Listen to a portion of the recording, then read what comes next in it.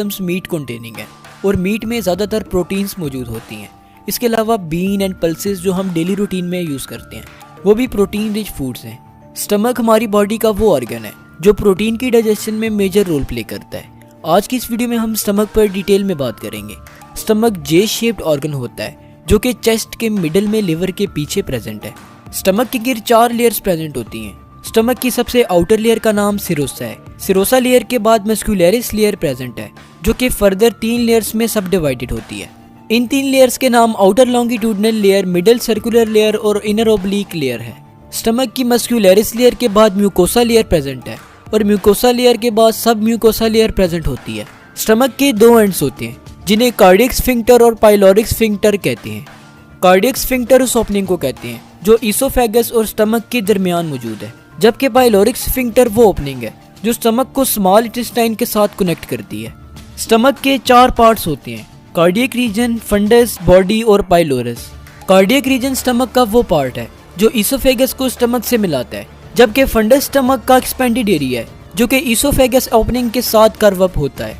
Stomach का 3rd part यानी कि बॉडी स्टमक का सबसे लार्जेस्ट और सेंट्रल रीजन है। पाइलोरस पार्ट स्टमक का नैरो रीजन है और स्टमक का वो पार्ट है जिसमें पाइलोरिक स्फिंक्टर प्रेजेंट होता है।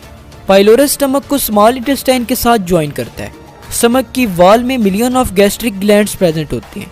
जब भी हम कोई खाना खाते हैं तो ये gastric glands gastric juices produce करती हैं। हर खाने पर तकरीबन हमारा स्टमक 400 मिलीलीटर से 800 मिलीलीटर तक गैस्ट्रिक जूस प्रोड्यूस करता है। इसके अलावा गैस्ट्रिक ग्लैंड्स में parietal cells, chief cells, mucus secreting cells और हार्मोन सिक्रीटिंग सेल्स प्रेजेंट हैं। पैराइटल सेल्स हाइड्रोक्लोरिक एसिड और इंट्रिस्टिक फैक्टर को सिक्रीट करते हैं। हाइड्रोक्लोरिक एसिड स्टमक के एनवायरनमेंट को एसिडिक बनाता है और इसके अलावा बहुत से माइक्रो ऑर्गेनिजम्स को भी किल करता है। इंट्रिस्टिक फैक्टर ऐसी प्रोटीन्स हैं जो विटामिन B12 के साथ बाइंड करती हैं। चीफ सेल्स ऐसे सेल्स हैं जो स्टमक में पेप्सिनोजिन को सिक्रीट करते हैं। पेप्सिनोजिन पर जब हाइड्रोक्लोरिक एसिड एक्ट करता है तो उसे एक पावरफुल प्रोटीन डाइजेस्टिंग एंजाइम में कन्वर्ट कर देता है जिसे पेप्सिन कहते हैं। म्यूकस सिक्रीटिंग सेल्स स्टमक में म्यूकस सिक्रीट करते हैं। म्यूकस स्टमक को गैस्ट्रिक एसिड के डैमेज से प्रिवेंट करता है और स्टमक की प्रोटेक्शन में रोल प्ले करता है। Hormone secreting cells hormone secrete करते हैं। फॉर एग्जांपल ये एक हार्मोन गैस्ट्रिन प्रोड्यूस करते हैं जो गैस्ट्रिक ग्लैंड्स की सिक्रीशन को स्टिमुलेट करता है। स्टमक के स्ट्रक्चर पर तो डिटेल में बात हो चुकी है, तो चलिए अब बात करते हैं स्टमक के फंक्शन पर।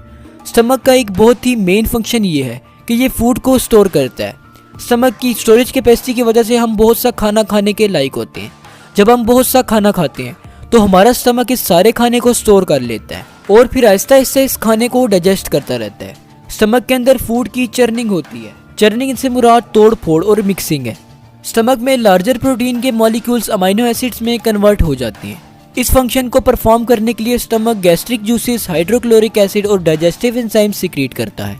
इस सारी डाइजेशन के बाद स्टमक में मौजूद खाना एक थिन लिक्विड जैसा हो जाता है जिसे काइम कहते हैं।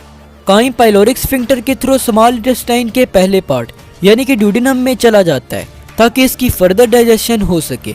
स्टमक के अंदर फूड और वाटर की अब्जॉर्प्शन बिल्कुल भी नहीं होती। आयरन और हाईली फैट सोल्यूबल सब्सटेंसेस जैसे कि अल्कोहल वगैरह स्टमक में डायरेक्टली अब्जॉर्ब होते हैं। एक और इंटरेस्टिंग फैक्ट जो मैं आपको बताता चलूँ वो ये है कि स्टमक में कार्बोहाइड्रेट की जरा सी भी डाइजेशन नहीं होती। इसकी वजह यह है कि स्टमक का एनवायरनमेंट एसिडिक है, जबकि कार्बोहाइड्रेट को डाइजेस्ट करने वाले एंजाइम्स बेसिक एनवायरनमेंट में काम करते हैं। हाँ, लेकिन फैट्स की कुछ ना कुछ डाइजेशन स्टमक में जरूर होती है। तो होप सो आपको स्टमक के बारे में कुछ ना कुछ जरूर नया जानने को मिला होगा। अगर आपको स्टमक के बारे में मजीद कुछ जानना है तो हमारी स्टमक पे बनाई गई 2nd वीडियो को जरूर देखिएगा।